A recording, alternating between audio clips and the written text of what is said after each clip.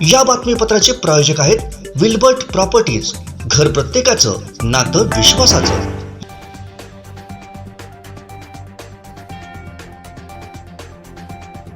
बारसूतील आंदोलकांना हुसकावून लावण्याचे आदेश फडणवीसांनी मॉरिशसहून दिल्याचं राऊत यांनी म्हटलंय। हा तिथे कशाला गेला? आदेश मातोश्रीवरून आलेत। विनायक राऊतचे मोबाईल तपासा असं आव्हानच नितेश राणेंनी दिलंय। लाठीचार्जच्या प्रश्नावरून नारायण राणे प्रेसमध्ये भडकले। जर खरंच लाठीचार्ज झाला तर सरकार खोटं बोलतंय म्हणून मीडियानं दाखवावं असं ते म्हणाले। माजी मुख्यमंत्री उद्धव ठाकरे आजारी असताना इकडे आदित्य ठाकरे मुख्यमंत्री बनण्याचे षडयंत्र रचत होते, पण महाविकास आघाडीच्या नेत्यांनी विरोध केला म्हणून त्यांचे मुख्यमंत्री होण्याचं स्वप्न भंगलं असा मोठा दावा नितेश राणेंनी केला। उद्धव ठाकरेंनी कोकणात याची तारीख जाहीर करावी, आम्ही पण तिकडे येतो, बघूयात, होऊन जाऊ दे एकदाचं।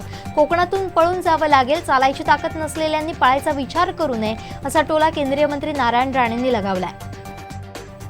प्रकल्प उभारणीसाठी बारसूतील जमीन योग्य आहे की नाही याचं परीक्षण करण्यासाठी बोअर मारण्यात येते। 72 पैकी 10 ठिकाणी बोअर मारण्याचं काम पूर्ण झालंय। संजय राऊतांमुळे त्यांच्या भ्रष्टाचारामुळे पत्राचाळीतले लोक बेघर होते। बारसूला जाण्याआधी मालकाला घेऊन पत्राचाळीत जाऊन दाखव, कपडे फाडून तुला परत पाठवतील असं नितेश राणे म्हणाले। केंद्रीय मंत्री नारायण राणेंनी संजय राऊत यांच्यावर टीकास्त्र सोडले। संजय राऊतला पवारांनी शिवसेना संपवण्याची सुपारी दिली होती, ते डन झालं असं नारायण राणे म्हणाले। सध्या राज्यात भाजप राष्ट्रवादी युती होण्याच्या शक्यता वर्तवल्या जात आहेत। याबाबत केंद्रीय मंत्री नारायण राणे यांनी वरिष्ठ निर्णय घेणार असल्याचं म्हटलंय। आमदार नितेश राणे आदित्य ठाकरेंची खिल्ली उडवण्याची एकही संधी सोडत नाहीत। आदित्य ठाकरेंचं लग्न हा महाराष्ट्राच्या चिंतेचा विषय बनलाय असा निशाणा त्यांनी साधलाय। भिवंडीतील वलपाडा परिसरातील 3 मजली इमारत कोसळली। या ढिगाऱ्याखाली 50 ते 60 जण अडकले असल्याची प्राथमिक माहिती समोर येते। या घटनेत आतापर्यंत एकाचा मृत्यू झाला। मुंबई मेट्रोमधून आता ज्येष्ठ नागरिक, दिव्यांग तसेच विद्यार्थ्यांना सवलतीच्या दरात प्रवास करता येणार आहे। 1 मे म्हणजे महाराष्ट्र दिनापासून 25% सवलत त्यांना मिळेल अशी घोषणा मुख्यमंत्री एकनाथ शिंदे यांनी केली आहे। अवकाळीचा मुक्काम 5 दिवसांनी वाढला असून 2 मे पर्यंत राज्यातील सर्वच भागात अवकाळी पाऊस राहील। मुंबईसह कोकणात मात्र हलका ते मध्यम पावसाचा अंदाज आहे।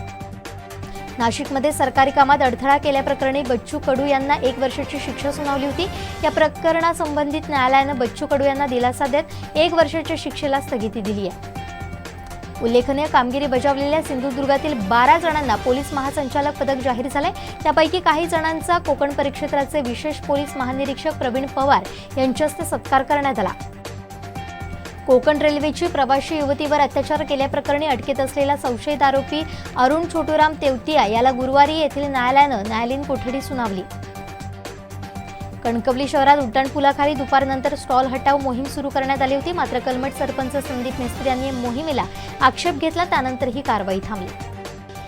खेड तालुक्यातील 10 गावांमध्ये 5 टँकरद्वारे पिण्यासाठी पाणी पुरवठा सुरू करणार असल्याची माहिती तहसीलदार डॉक्टर वैशाली वाघमारे यांनी दिली। गेल्या काही दिवसांपासून केंद्रीय गृहमंत्री अमित शहा यांचे राज्यातील दौरे वाढल्याचं दिसून येते। अमित शहा पुन्हा एकदा मुंबई दौऱ्यावर असणार आहे। पुण्यात नदी सुधार विरोधात पर्यावरण प्रेमींनी जोरदार रॅली काढली।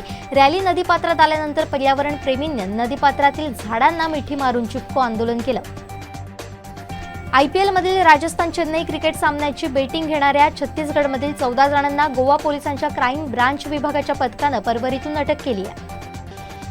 गोव्यात आलेल्या पर्यटकांना विविध आमिषे दाखवून त्यांना लुटणाऱ्या 30 टाउट्स अर्थात दलालांना गोवा पोलिसांच्या विशेष पथकानं अटक केली आहे। कळंगूट समुद्रकिनारी परिसरात ही कारवाई करण्यात आली आहे।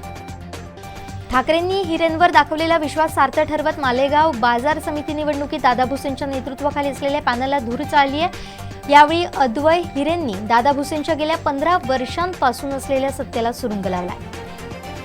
मुख्यमंत्री पदाच्या चढाओढीतून भावी मुख्यमंत्री म्हणून पोस्टर लागणे हास्यास्पद असल्याची टीका मंत्री आठवलेंनी अजित पवार यांच्यावर केली आहे। भारतीय कुस्ती महासंघाचे अध्यक्ष ब्रिजभूषण शरण सिंह यांच्या विरोधात कथित आरोपाप्रकरणी दिल्ली पोलिसात FIR दाखल करण्यात आला आहे। कोरोना कमी होण्यास सुरुवात झाली आणि आराम फक्त 15-20 दिवसांवर आहे। येत्या 2 ते 3 आठवड्यात कोरोनाच्या रुग्णांमध्ये झपाट्यानं घट होईल असं तज्ज्ञांनी म्हटलंय।